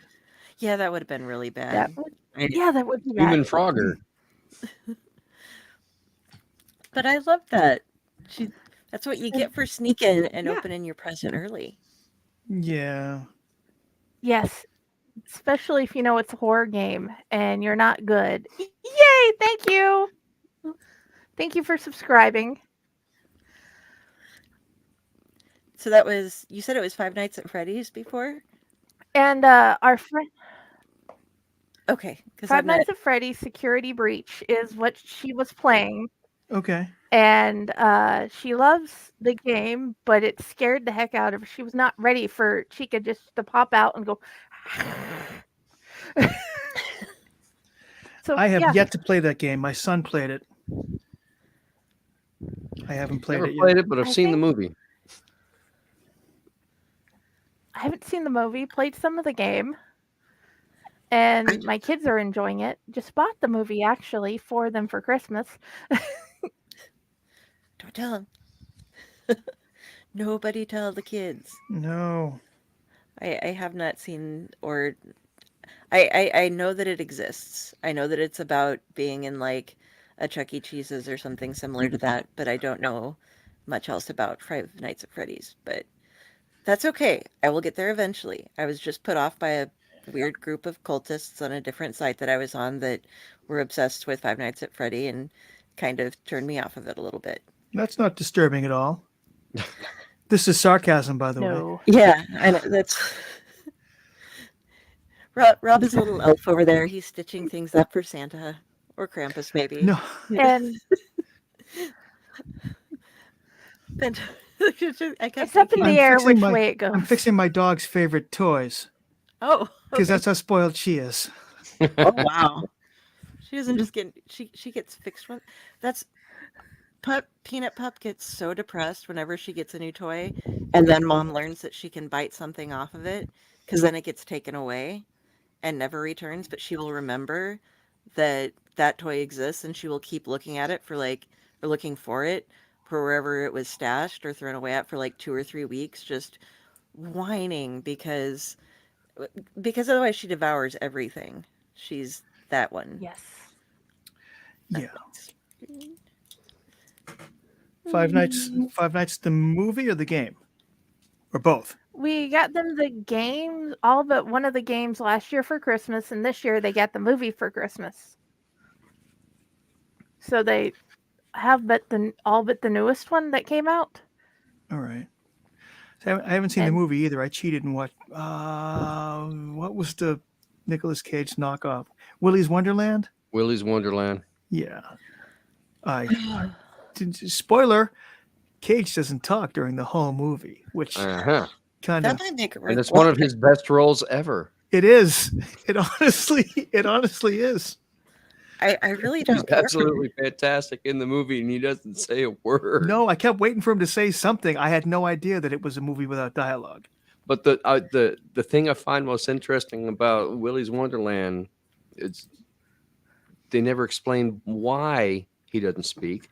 They don't No. explain his affinity for the energy drinks and why he always drinks one every hour on the hour, No. or what his he just why he's such a badass. They don't explain any of this. It just it goes and Nope. you roll right along with it. It's absolutely fantastic.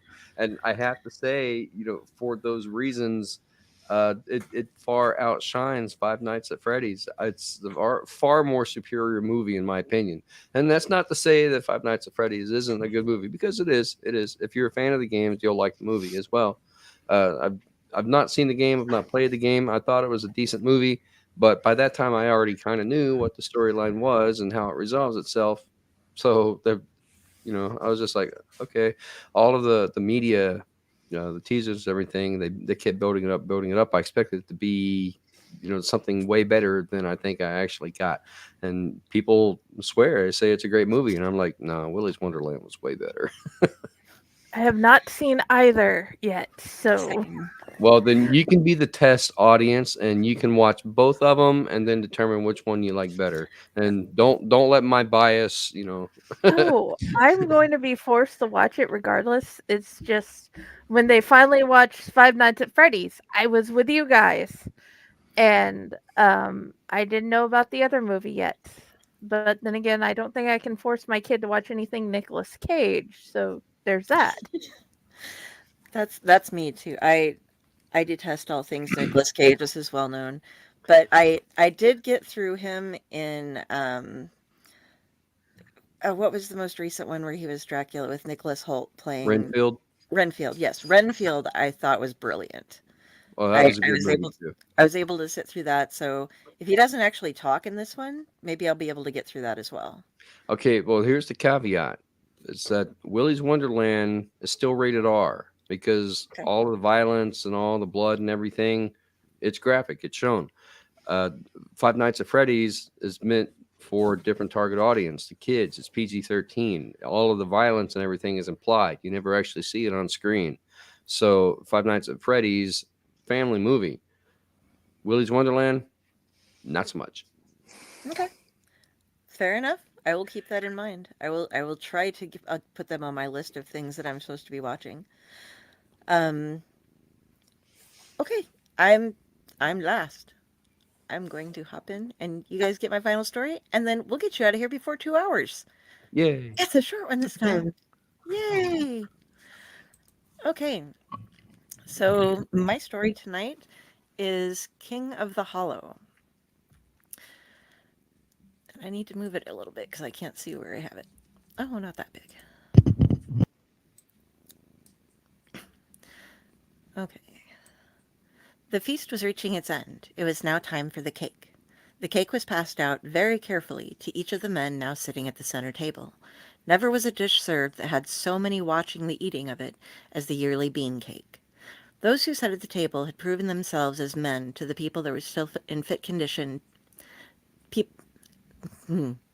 Those who sat at the table had proven themselves as men to the people, and were still in fit condition to fight and hunt. It was important that they were strong, for who would want a weak king to bring in the next year? All of these strong men slowly ate their cake, eyes flittering to those around them as the whole of the rest of the people watched them. It was Robin who pulled from his mouth the dark, hard-baked bean. A roar of applause filled the hall, and he was swept from his chair and manhandled up to sit on the throne on the top of the platform. A horn of mead was thrust in his hand, and a crown of woven evergreen branches placed upon his head. The musicians began a raucous tune, and the rest of the folks began celebrating their new king. Robin did his best to look pleased. He gave himself over to the night, drank much mead, encouraged the revelry around him, and pulled many a girl up to his lap for a quick kiss and a quick feel. He put on a grand show, and all of the gathered people were happy. They had their king, young and strong, and this next year would be all the better for it. His sacrifice would bring them hardy crops, good hunting, and healthy livestock. Though the nights were long and cold, that would soon change, all thanks to Harabin. Hail Harabin, king of the bean! The next week was one of debauchery for the entire gathering.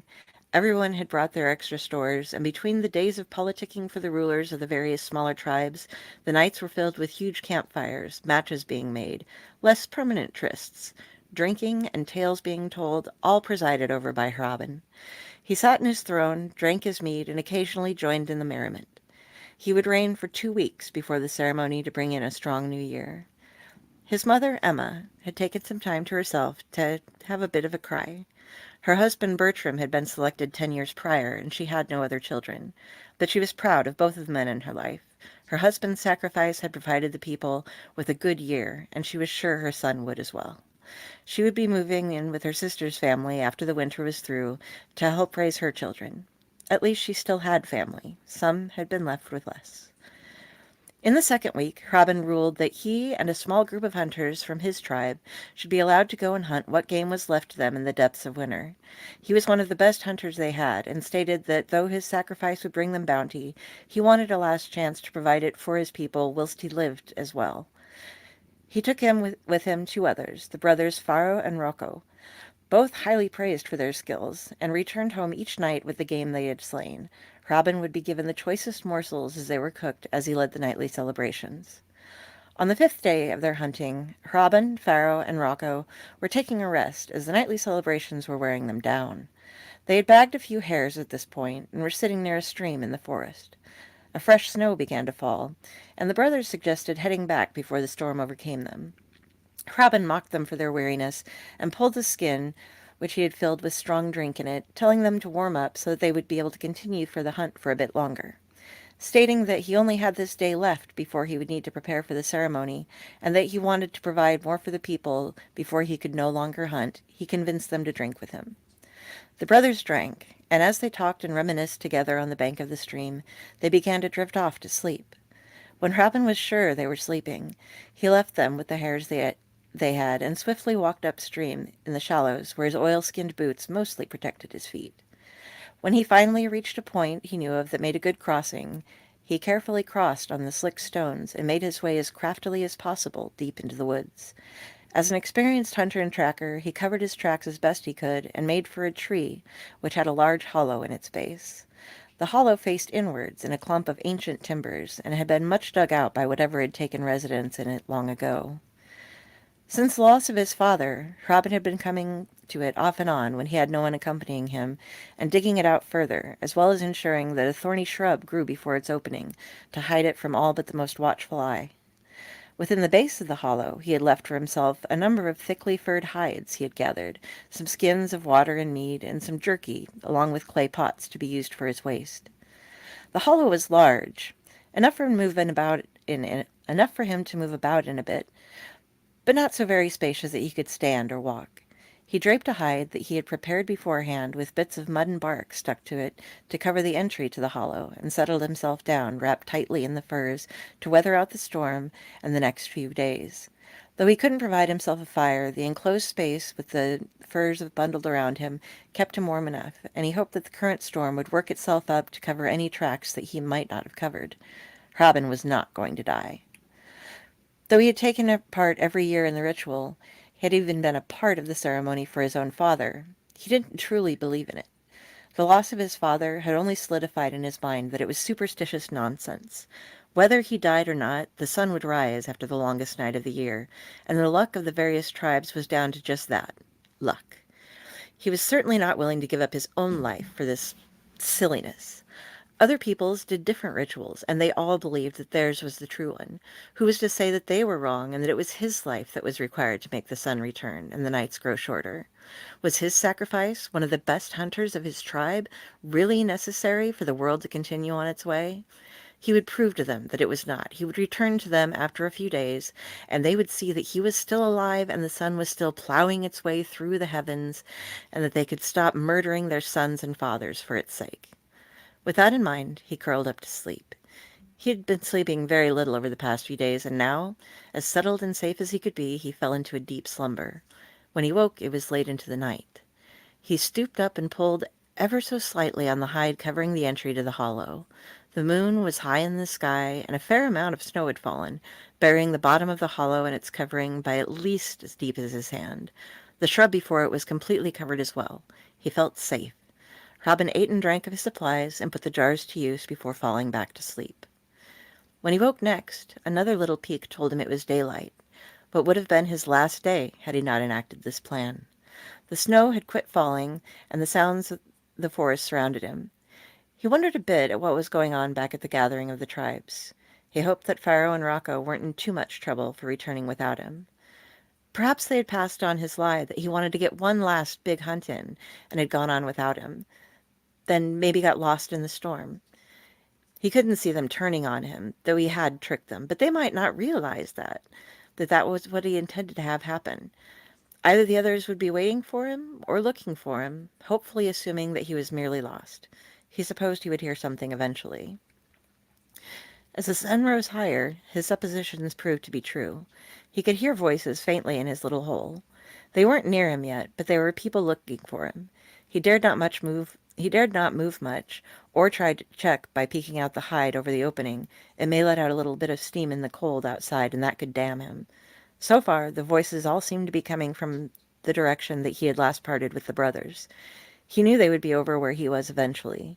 Fortunately, the gathering was at his home village, so only those of the people who lived there had a chance of knowing this spot. He had never shared it with anyone. He had kept it a secret since he had found it. He'd used it before when he was hunting alone as a place to catch some sleep. Whatever it was that had once used it at home had abandoned it before he had found it, and with his scent on it, it seemed that nothing else ever wanted to move in. As the day went on, the voices came closer.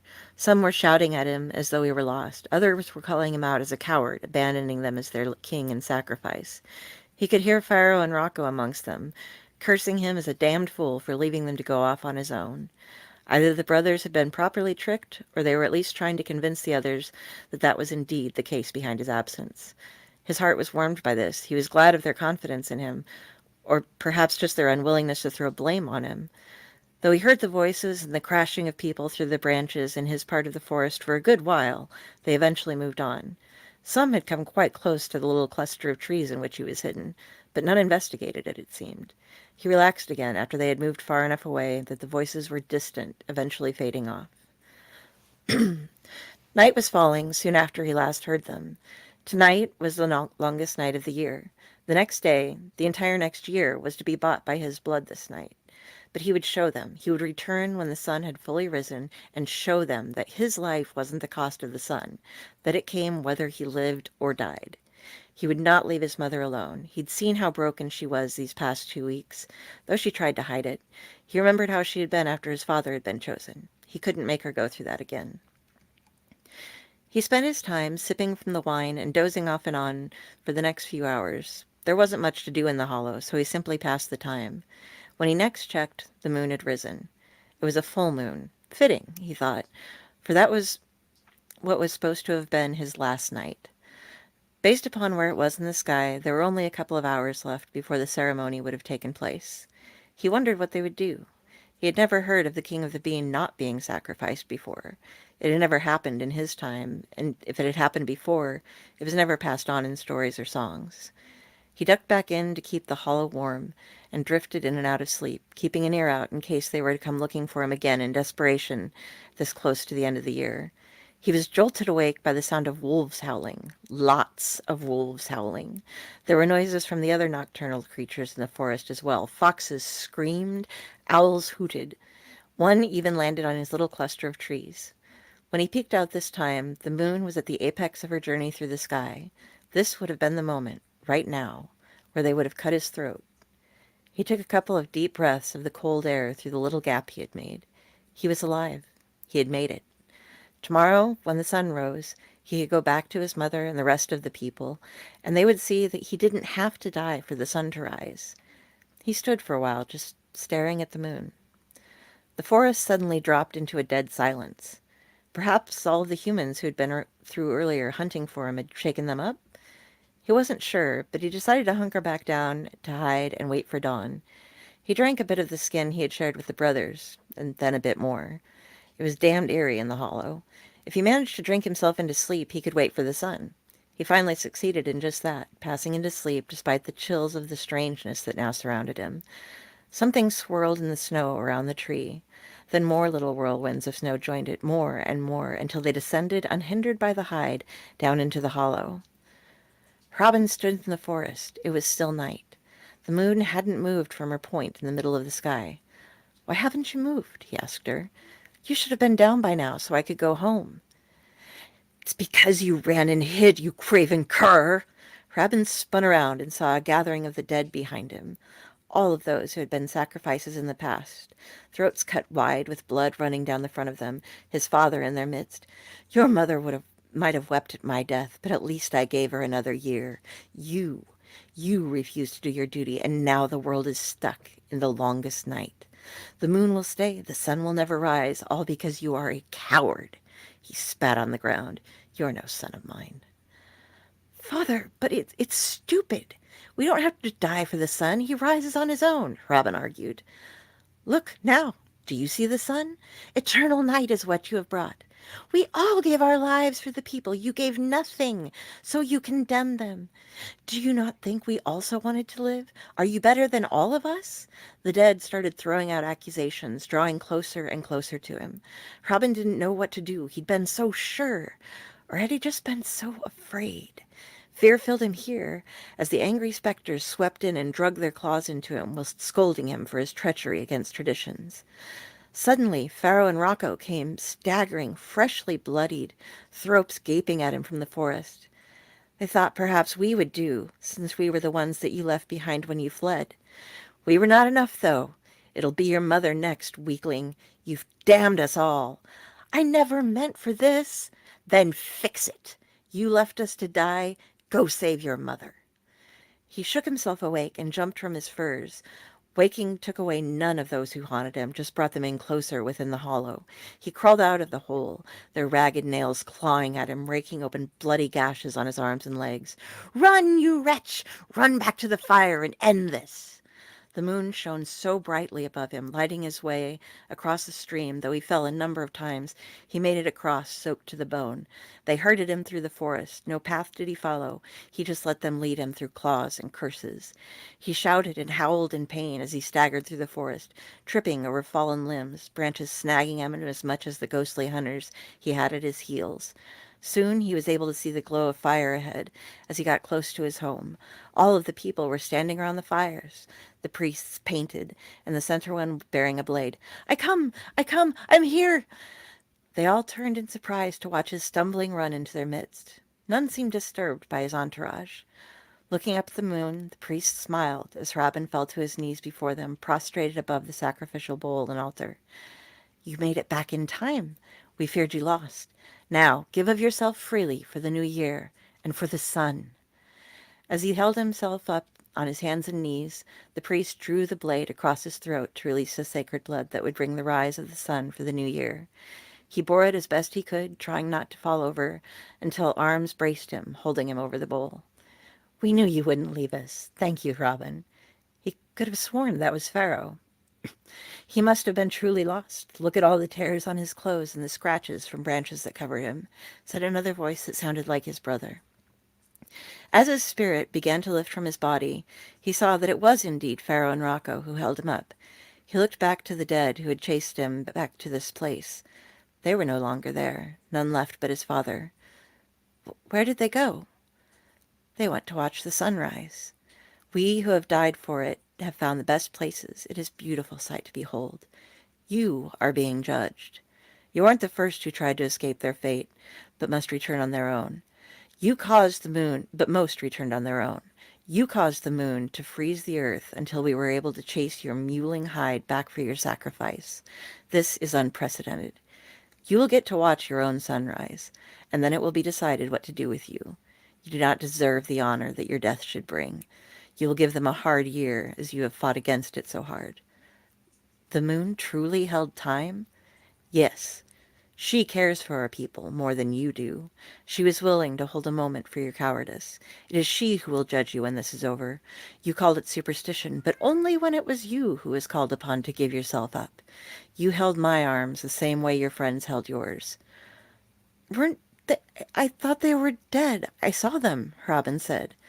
We used everything we could to get you to return.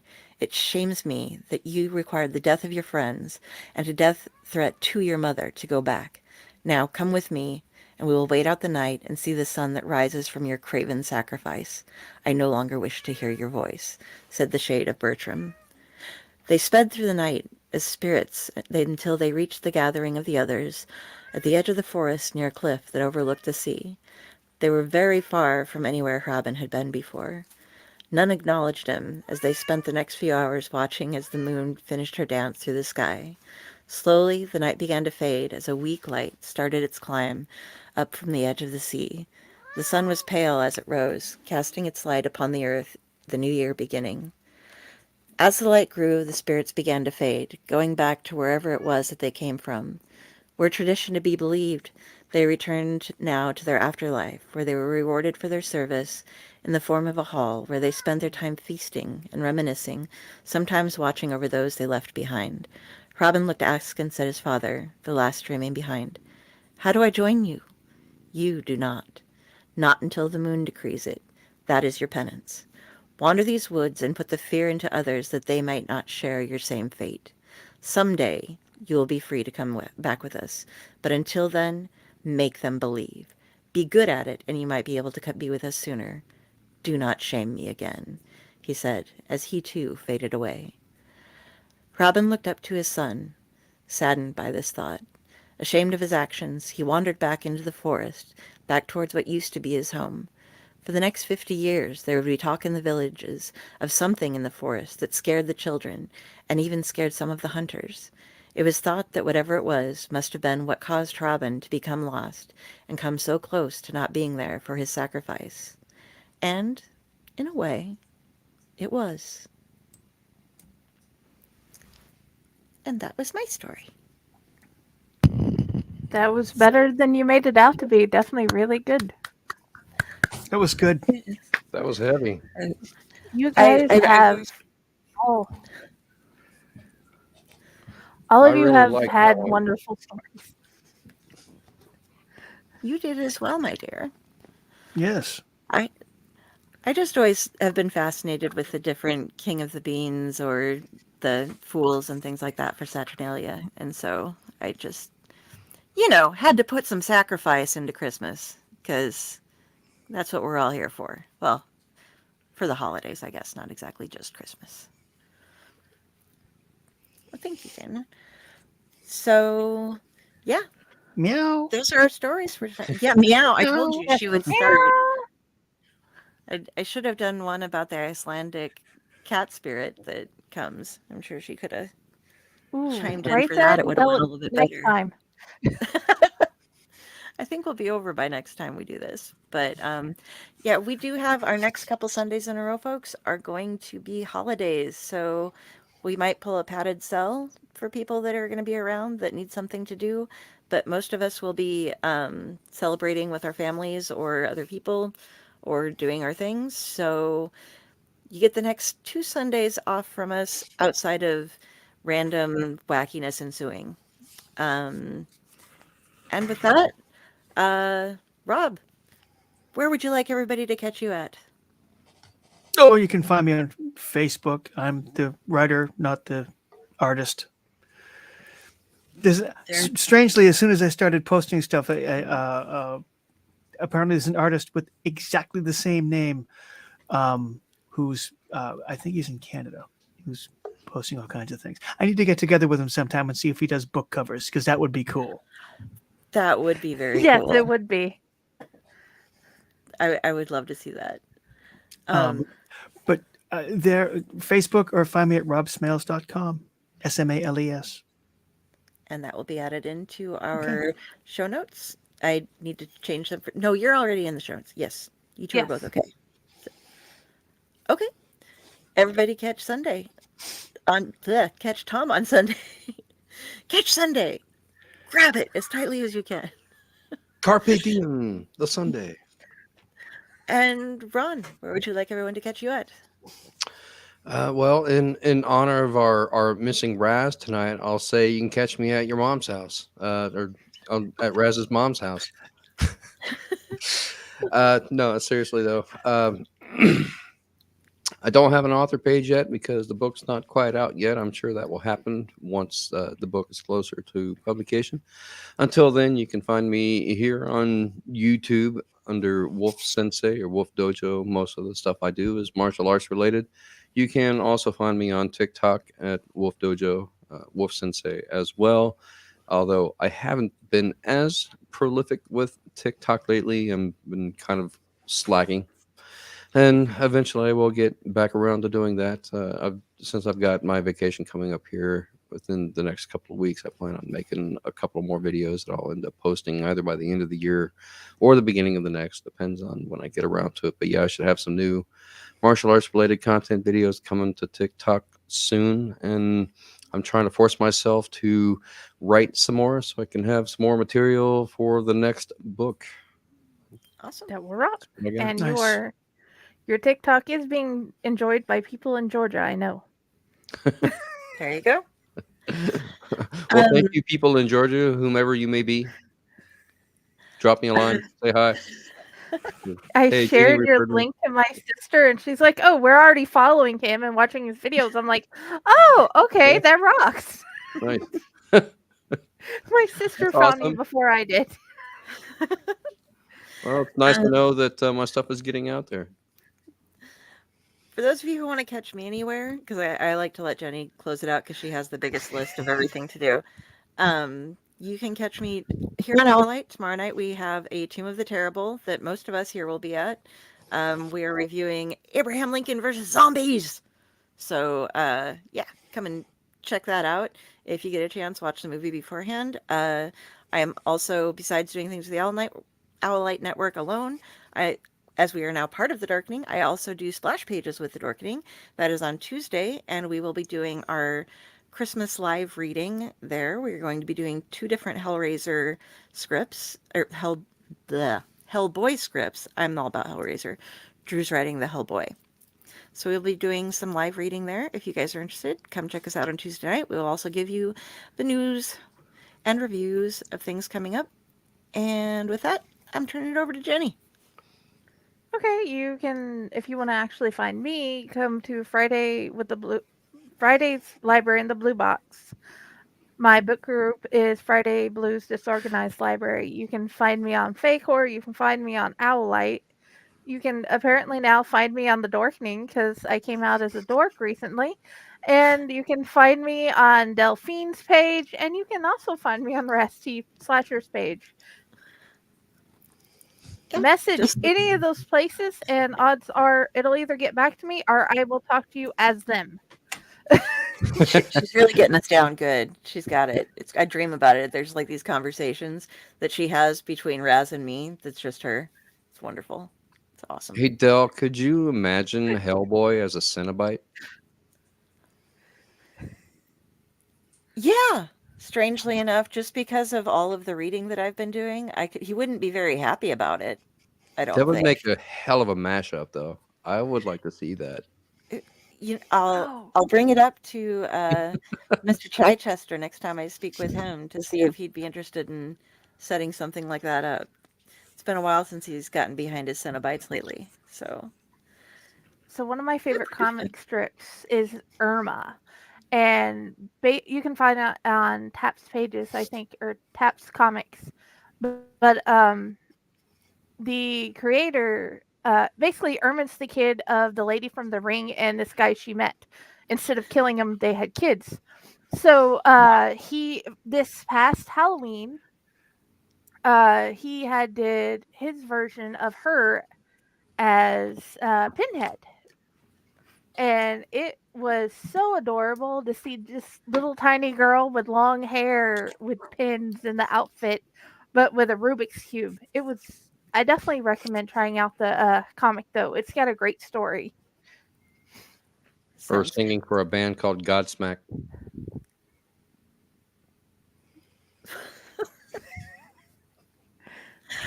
okay. On that note, happy holidays, everyone.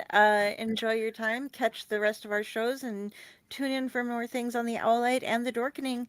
And have a good evening. Thank you. Thank you, Thanks, guys. everyone. Bye. Bye.